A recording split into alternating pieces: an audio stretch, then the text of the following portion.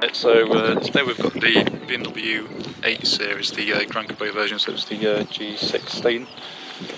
What this video is going to be about is putting the front splitter onto it. I've noticed that there's not really much out there regarding BMW 8 Series modifying wise, so I thought just wait for someone to go past on looks like to be a quad. Yeah, like I said, I've not really seen any videos regarding anyone putting the front splitter, or to be honest, a lot of the parts are the M-Formers parts onto the 8 Series. There's a lot of regarding the S Series and all that stuff, but when it comes to the G16 8 Series, I've not seen anything out there, so I thought to myself, why not make a video and actually put something out there and see if I can help anyone out in the future, whether they want to put a front splitter onto their 8 Series. So the car has actually been done already.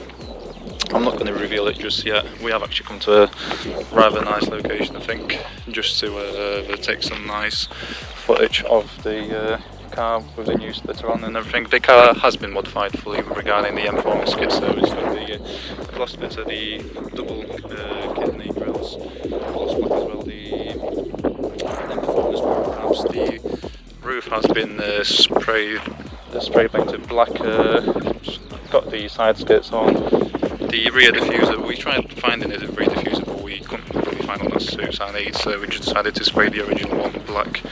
And we have also put the rear spoiler onto it as well, so you'll be able to see all that in the after footage, which I will show at the end of the video.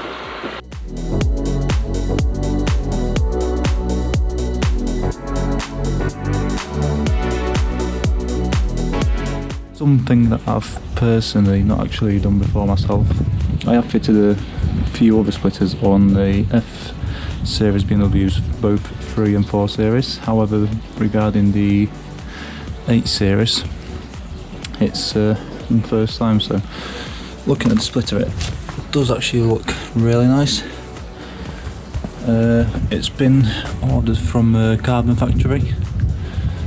Genuinely made for the G16 series. It's a gloss black 3-piece splitter. Got the car jacked up, and the first thing we'll start off with is just cleaning the bumper, so clean it off with all the debris and all the dirt, so it's nice and clean for the new splitter to actually be able to come on. So what I'll do is I'll probably just end up doing a time lapse of the whole thing, and if there's anything that I do struggle with or might find that it might be a tip for someone in the future doing this, I'll stop and stop the time lapse and record it as well. So let's go.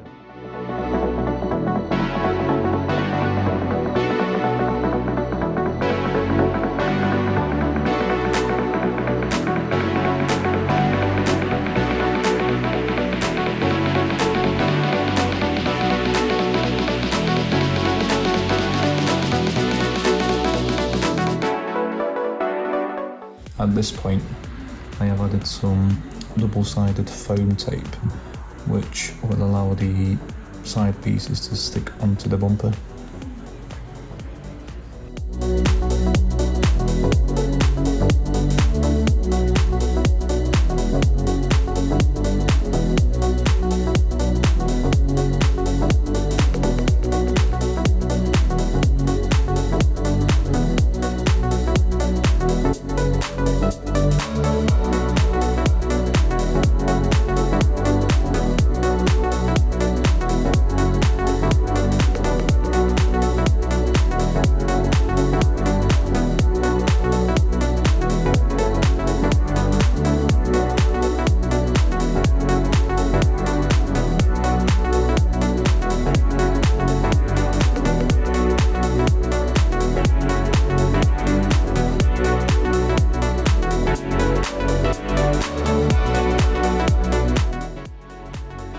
I have decided to put some double-sided tape on both the sides and the middle of the splitter.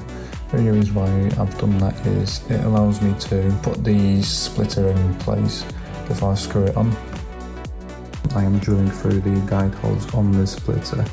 The guide holes are there for you to be able to then screw the splitter onto the bits that go onto the side. There's actually holes, as you'll see when you get the splitter, on the side bits, and I think there's 4 screws on each side, and it just screws in from the bottom to the top of the side bits.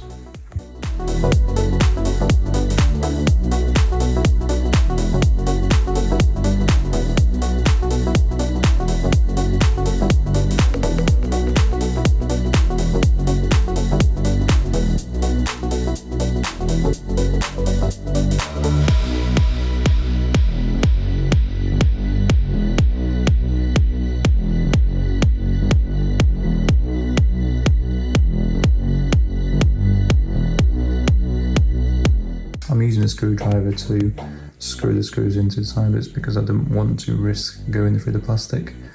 And at this point you can actually see the struggle is there to actually screw it through, because you have to aim it perfectly in order for the screw to go into the perfect spot.